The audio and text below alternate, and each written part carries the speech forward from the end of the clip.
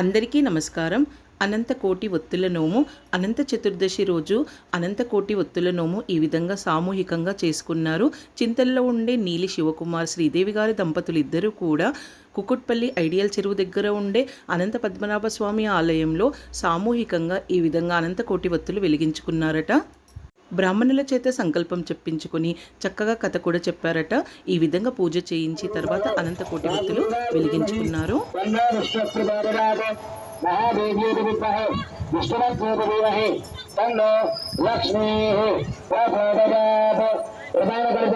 నమస్కారం చేసుకోండి.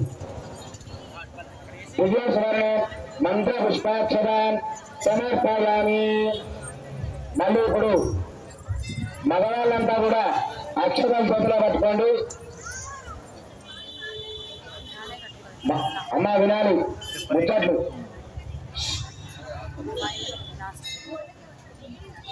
మాట్లాడద్దండి. మగవాళ్ళంతా కూడా అక్షరం చేతిలో పట్టుకోండి. మాతలంతా కూడా కలపం దగ్గర పెట్టిన తోరం ఉంది కదా, కంకణ